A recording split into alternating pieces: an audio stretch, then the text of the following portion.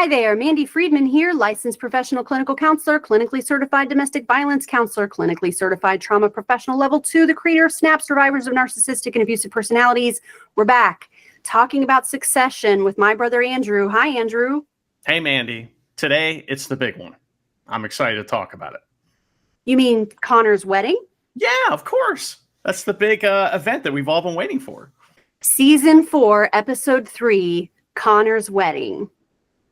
Let's get started.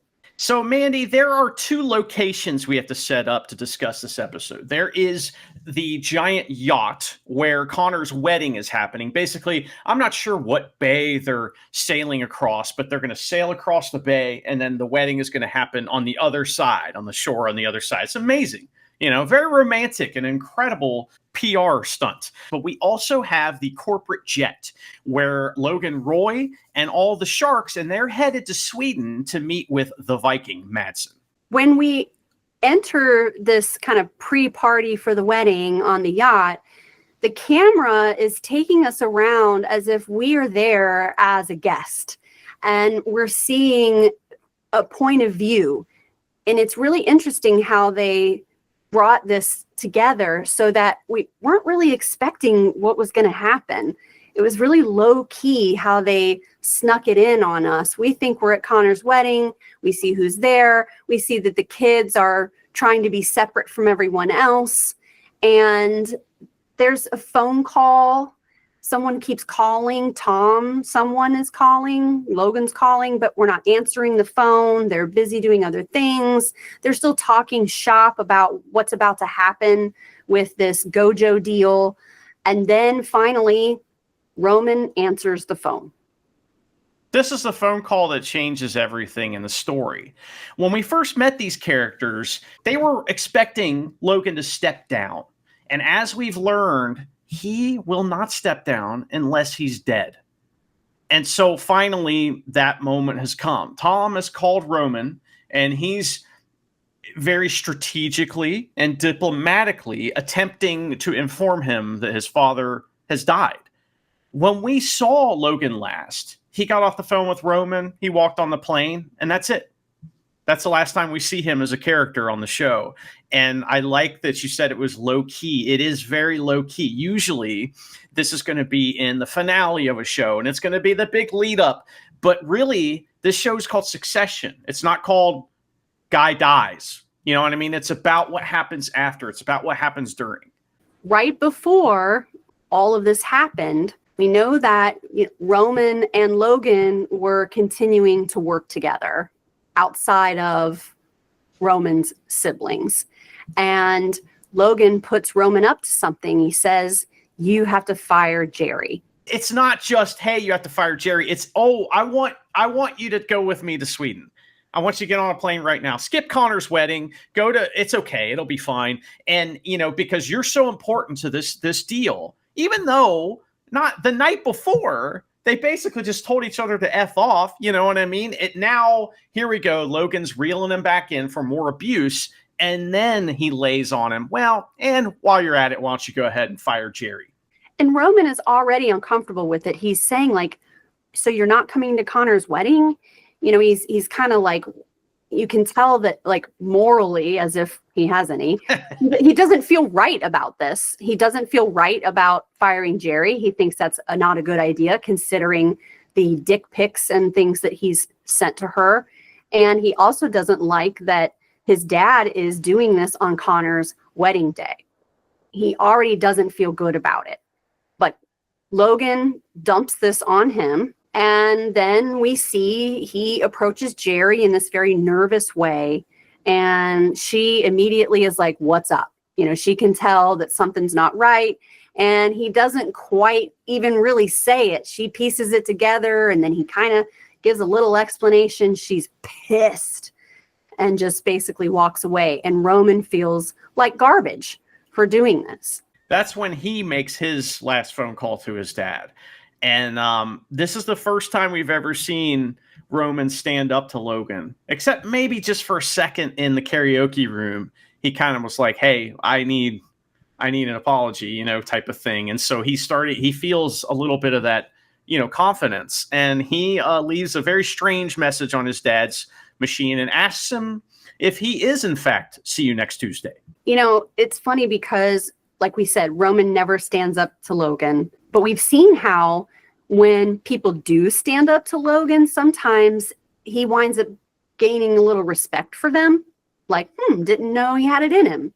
So it's sad because I feel like that if Logan had heard the message, that Roman might have gained some points with his dad for actually standing up for himself.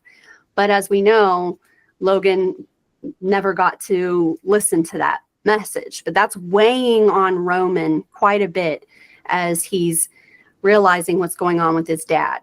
Now, I just want to point out something that we have mentioned throughout the series, and that is that natural, instinctive connection to our parents.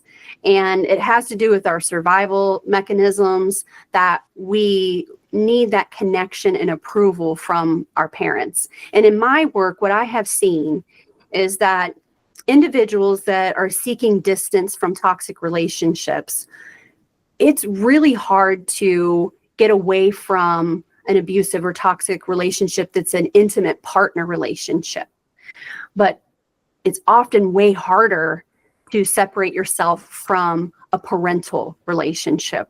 I will work with people that have long past gotten rid of toxic friends, toxic dating relationships, but they're still tangling with an abusive parent. So it's really important to remember that how much abuse went on. We know that they were estranged, although Kendall doesn't like that word. Not accurate. Not accurate. We know that they were going no contact. And it also sounded at times like they might have been doing some kind of therapy that we didn't see, at least from Siobhan's perspective. But when this happens, all of a sudden, even though dad is a monster and he hasn't shown them love and he's been a controlling tyrant, they just turn into little kids again. And, Roman is really upset and scared. He feels terrible about that message that he left. He is in denial. He doesn't want for this to be true. You can see that everyone else is reading between the lines, but Roman has a really hard time immediately right off the bat accepting what's going on right now. Roman and Kendall are together. So Roman and Kendall kind of learn about the same time, and they go and get Shiv.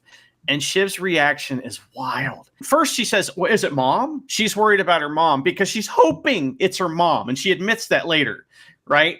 And, and then they try to hand her the phone. And like she's at dinner and the waiter has done something wrong, she's like, I can't have this. We can't have this, like that. He can't be dead. This is not a thing that can be happening, right? Like as if complaining about it's going to matter. But she's also falling to pieces during these moments as well. She says several times that her dad is dead. She asks, is he dead? Is he fucking dead? He's dead. And that's when Roman kind of loses it a little bit on her and says, it's not a very nice thing to say when you don't know it for sure. But they do know for sure. They think dad died. What? Yeah. No. Sorry. No, I can't have that. We mentioned that other scene of what's going on the plane, and we're going to talk more about that in just a moment. But you can see how they're trying to piece together what's going on. We see what's going on. They don't. And that desperation for information and the inability to, in that moment, how do we talk to dad right now? They keep saying, here, you can talk to him. We've got the phone up to his ear. And, you see each one of them stumble through and try to say something to their dad. And it's really sad to watch them go through such a horrible moment and then be confused over how they're supposed to feel. Mm-hmm. And that comes out in those moments when they're trying to talk to him.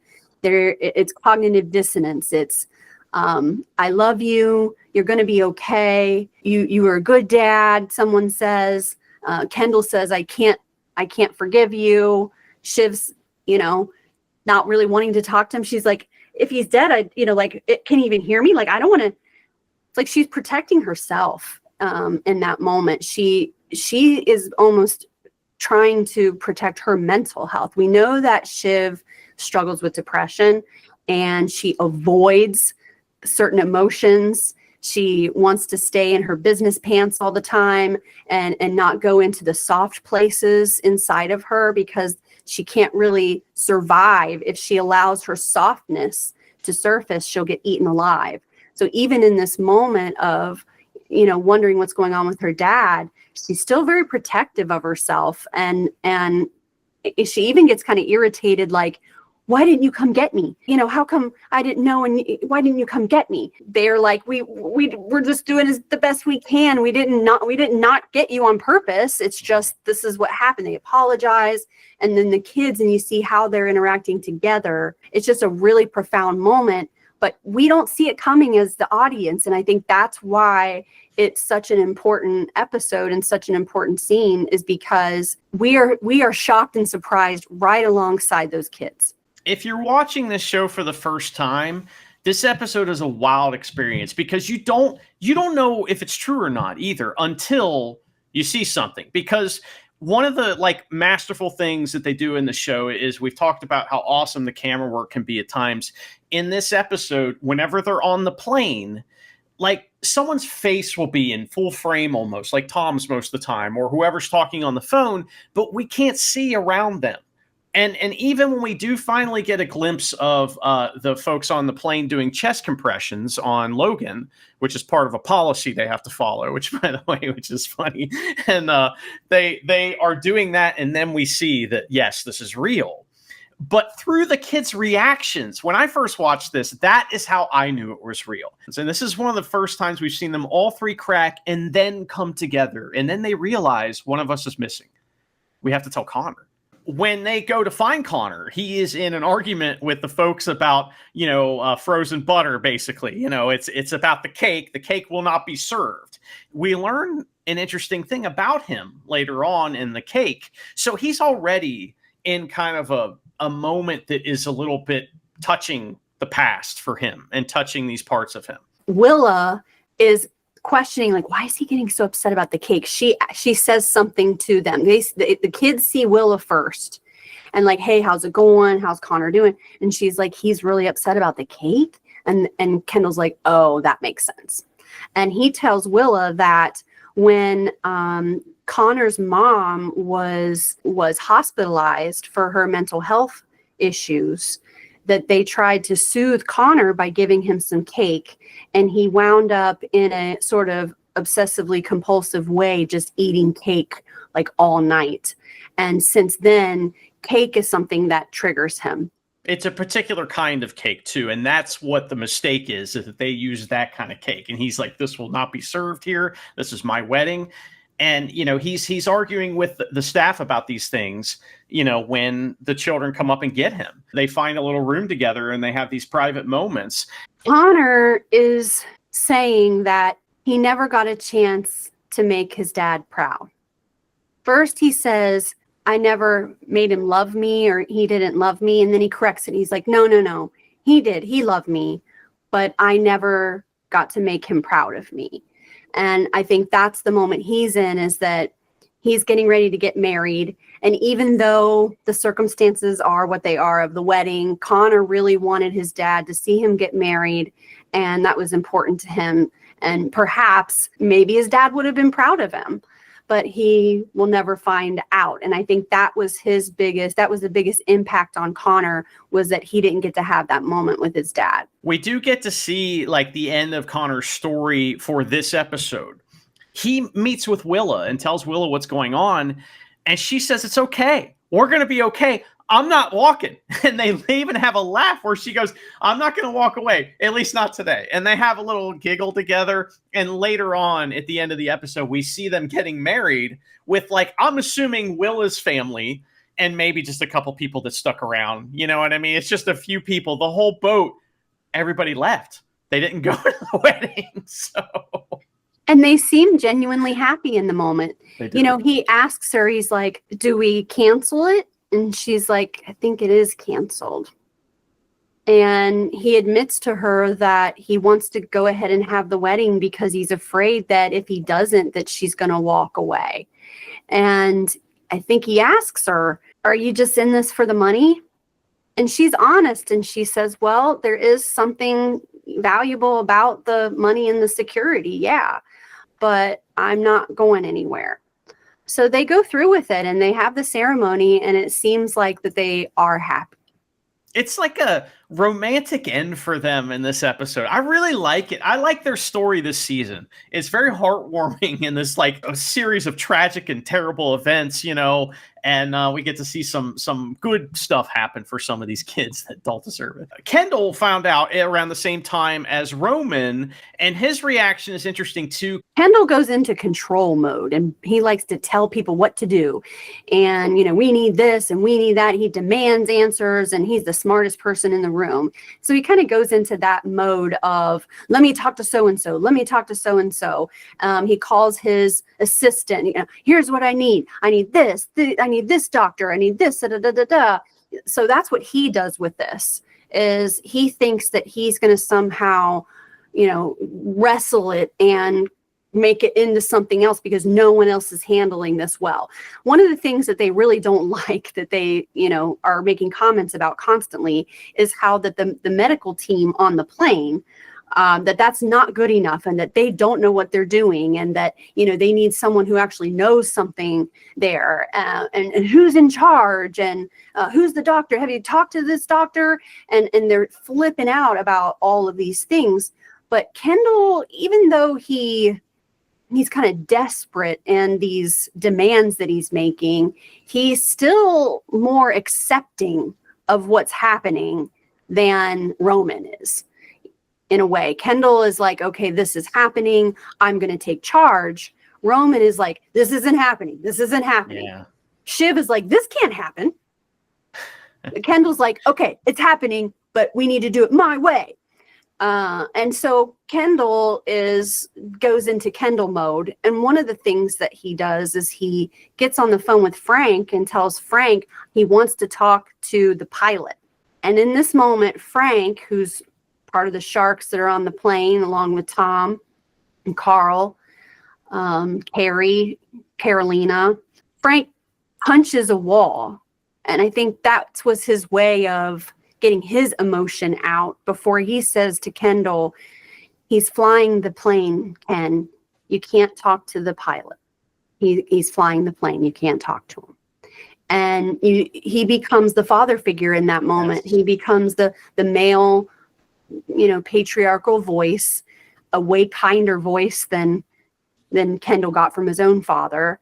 And he talks to Kendall in a voice that's like you're talking to a child. And he understands that Kendall is in a moment of desperation, and this is what Kendall does. He's known Kendall his whole life, and he just has a way of sort of gently letting Kendall know, dude, you can't control this.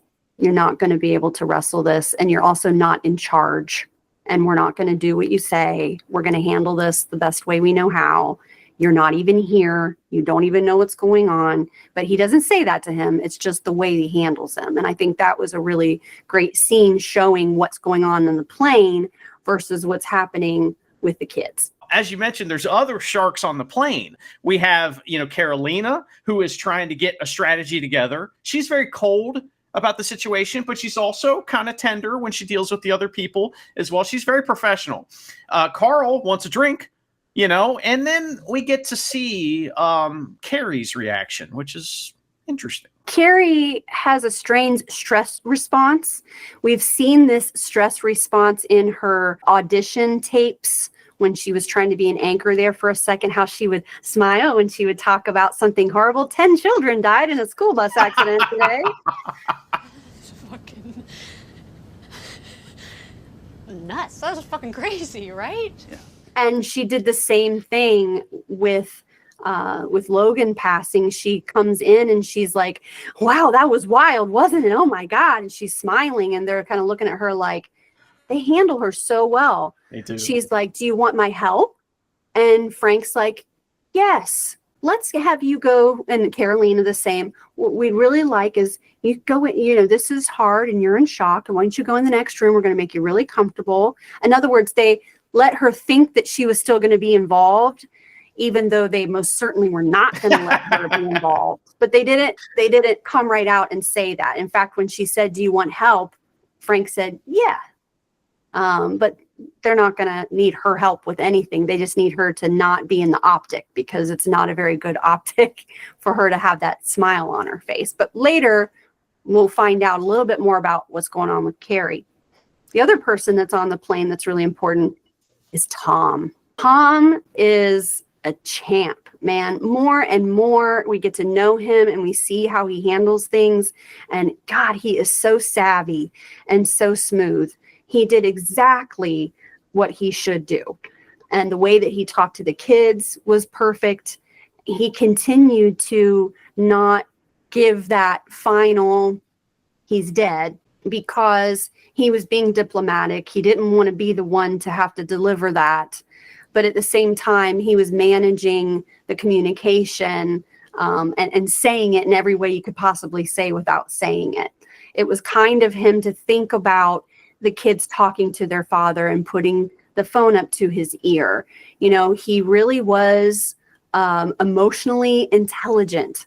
And I think, remember way back when we started these videos a long time ago, that was one of the things I said about Tom that made him different from the rest of them, that gave him leverage, gave him an advantage, is his emotional intelligence. And you really see it at play right here as he handles this situation. Before Logan passed, he had handed out some orders.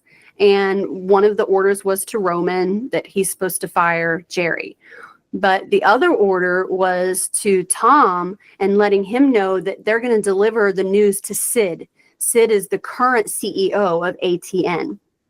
So there are a two-pronged thing happening. Roman's supposed to be doing something, and then there's this other thing happening at ATN to get Tom positioned. Then Logan dies. Roman carried his out, but we see that Jerry is going to act like it didn't happen. We can also tell that it was carried out at ATN because Tom calls Greg and lets Greg know that Logan has passed and gives him some orders, tells him to immediately get into ATN, to go to his desk, to find this file, delete the file, then delete it out of the trash. And this is where we're going to start the new regime with ATN. And that phone call to Greg is Tom simultaneously managing the situation on the plane, but also making sure that things are positioned properly for what comes next. He says to Greg, "My protector is gone." And that's him finally admitting what we've seen all along, is that he aligns himself with Logan constantly. And what did he say to Kendall? "I've never seen Logan get fucked. Not once." Logan usually wins. So he has had Logan as a protector, and now he realizes that protection is gone. So he immediately reaches out to Greg and needs Greg to protect him. This is a familiar scenario, too. We've seen this exact scenario almost before without the death, you know, where he sent him to go shred the documents, right? So he's sending him to get rid of some information. And Greg's reaction is interesting. He is talking to that reporter lady again right when this happens. Then we learn later that someone's leaked the information. So not only is Tom doing that, but he knows that Greg's going to leak this information out too. So Tom's playing, you know, a game that is above what everybody else is playing in this moment. Exactly. He says specifically to Greg, "It should be known that I was with him." Right. That was an important piece of information, that he was right by Logan's side, not the kids, not his wife, but Tom. So everybody is very subtly trying to grab a piece of this pie all of a sudden. We have the kids on the boat. They learn that, oh, they're drafting a statement on the plane, right? So now we have this adversarial relationship that's setting up what the rest of the season is going to be. Now that Logan's gone, well, who's in control now?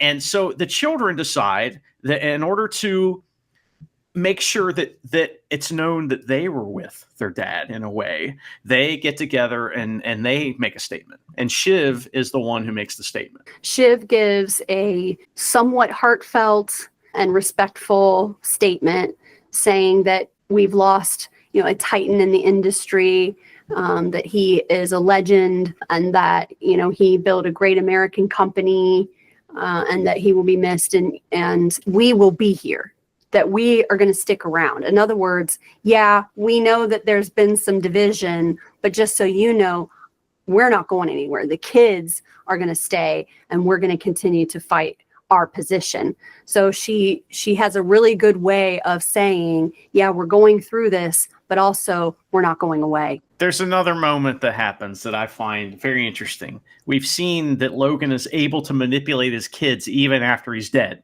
somehow. And Roman is looking at his phone and he sees the stock price falling. This is when they find out that people are learning about the death. And he says, there's Dad.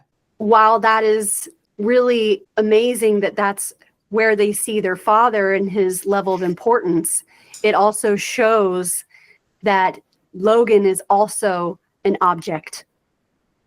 He objectifies everyone, but he too is nothing more than numbers on a screen. It was just a couple episodes ago we were talking about him sitting with his nameless, basically security guard driver guy telling him that everyone in the world is just numbers to him. And it turns out so is he. This was probably in the top 3 of my favorite episodes of this series. So I'm so glad that we got a chance to talk about it. What's even more exciting is now we get to talk about what comes next, including the funeral, which is awesome. So we still have a lot yet to go in Succession. Thank you for watching or listening. Goodbye.